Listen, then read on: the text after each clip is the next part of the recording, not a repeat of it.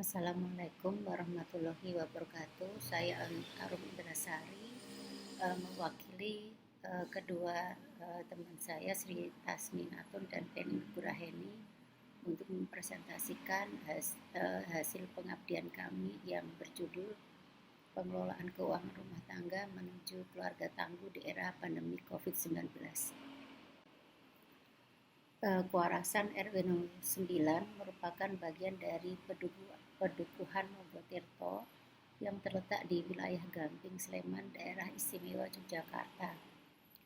Kuarasan RW 09 mempunyai penduduk sekitar 330 orang dengan status sosial yang berbeda-beda. Kuarasan RW 09 dibagi menjadi 2 RT, yaitu RT 13 dan RT 14. Ibu-ibu di wilayah ini tergabung dalam organisasi perdukuhan, yaitu PKK RW 09. Selain ada organisasi PKK, ibu-ibu warga Kuarasan RW 09 juga membentuk kelompok wanita tani atau disingkat dengan KWT dengan kegiatannya adalah mengelola kebun RW yang ditanami berbagai macam sayur-sayuran dan tanam-tanaman. Di Kuarasan RW 09 juga telah dibentuk kelompok sedekah sampah. Pada kegiatan ini dilakukan pengumpulan sedekah sampah setiap hari Minggu pada minggu keempat setiap bulan. Kegiatan lain yang dilakukan ibu-ibu PKK berupa pertemuan PKK yang dilaksanakan setiap bulan pada tanggal 12. Pertemuan PKK dilaksanakan di Balai RW. Kegiatan pada pertemuan PKK berupa arisan uang, simpan pinjam, iuran, dibahas tentang pengumuman-pengumuman dari PKK pusat maupun RW serta rencana kegiatan PKK. Ini adalah dokumentasi kegiatan PKK Kuarasan RW 09. Di sisi sebelah kiri adalah kegiatan 17 Agustus tahun 2019, di mana mereka mengadakan kegiatan untuk memperingati 17 Agustus dengan melakukan kegiatannya dalam bentuk paduan suara. Kemudian gambar yang di sisi sebelah kiri adalah sedekah sampah, seperti yang tadi sudah disampaikan. Sebagian besar anggota PKK Kuarasan RW 09 bertindak sebagai ibu rumah tangga. Sebanyak 9% bekerja di institusi, 28% berdagang, 4% bekerja sebagai asisten rumah tangga di sekitaran perumahan dekat Kuarasan RW 09. Menurut Harian et al., mengelola keuangan keluarga nampaknya begitu sederhana. Namun banyak hal yang tidak mampu dikelola dengan baik. Hidup selalu kurang dan kurang meskipun nominal pendapatan telah mengalami peningkatan. Pengetahuan dan wawasan yang terbatas menyebabkan keseimbangan keuangan rumah tangga terganggu. Kondisi ini membutuhkan pelatihan pengelolaan keuangan rumah tangga dan strategi-strategi menambah pendapatan keluarga. Dalam masa pandemi ini, banyak kepala rumah tangga yang kehilangan mata pencaharian atau penghasilannya berkurang. Maka kegiatan pengabdian ini berusaha untuk memberi pelatihan bagaimana mengelola keuangan rumah tangga yang berkurang tetapi masih bisa mencukupi sehari-hari. Metode pelaksanaan dari pengabdian ini, metode pemilihan responden untuk pengabdian ini menggunakan metode convenience sampling. Kegiatan pelatihan keuangan rumah tangga ini disampaikan melalui online bagi yang berminat. Masyarakat penduduk RW 09 yang berminat hadir sebanyak 33 orang. Pelaksanaan kegiatan ini dilaksanakan 3 kali. Yang pertama tanggal 20 Juni 2021, yang kedua tanggal 4 Juli 2021, dan yang terakhir tanggal 11 Juli 2021. Pelaksanaan kegiatan ini di masa pandemi COVID-19, maka pada saat pelaksanaan kegiatan bagi yang hadir harus menggunakan atau mematuhi protokol kesehatan seperti memakai masker, mencuci tangan dengan sabun atau membersihkan tangan menggunakan hand sanitizer, dan cek suhu badan.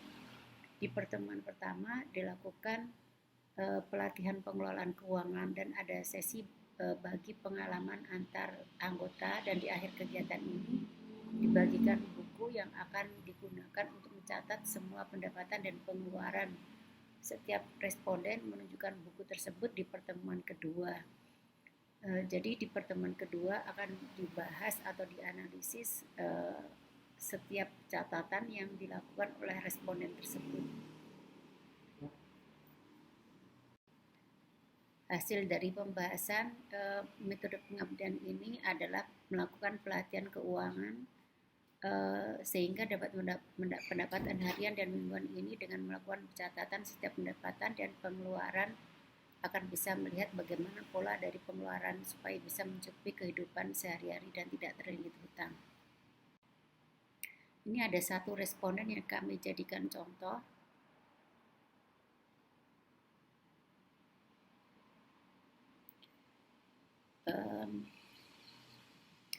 Salah satu responden yang kami jadikan contoh yaitu Septiana Lestari, jadi ibu dari 3 orang anak.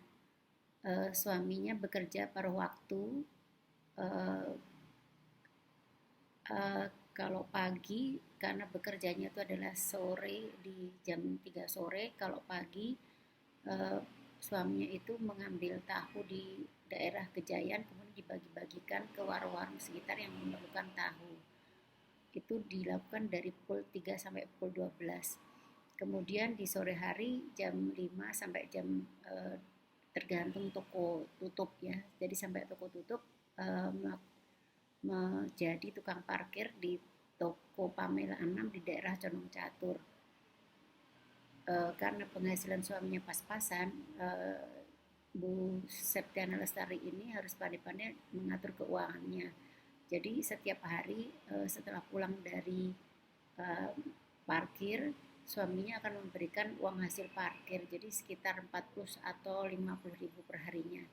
Dari uang penghasilan tersebut diambil dulu 10 ribu untuk ditabungkan, kemudian sisanya akan dibagi-bagikan ya. Yang pertama adalah untuk belanja. Belanja itu sekitar 15.000.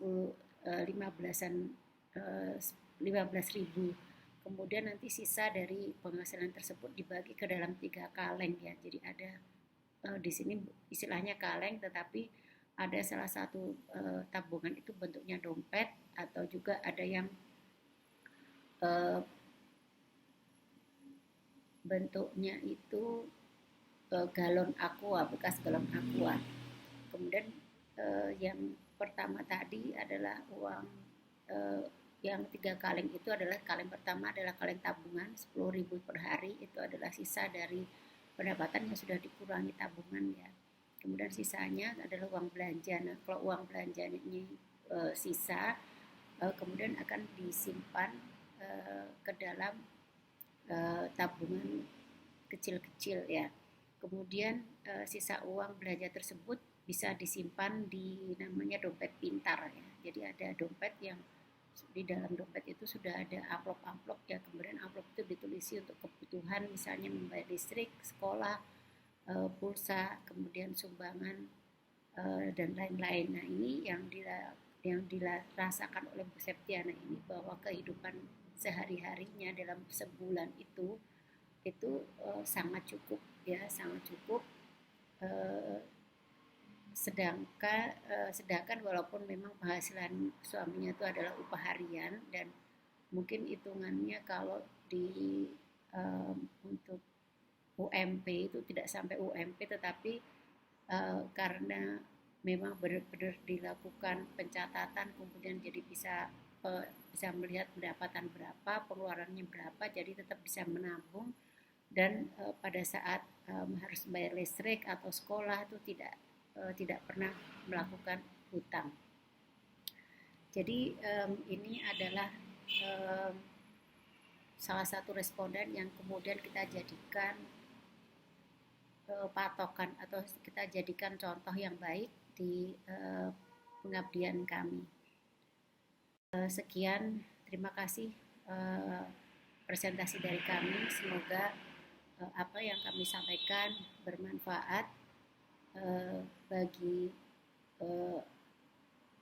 yang mendengarkan presentasi atau bermanfaat bagi pengabdian kami, bermanfaat juga bagi penduduk di sekitar Kewarasan 09. Terima kasih. Assalamualaikum warahmatullahi wabarakatuh.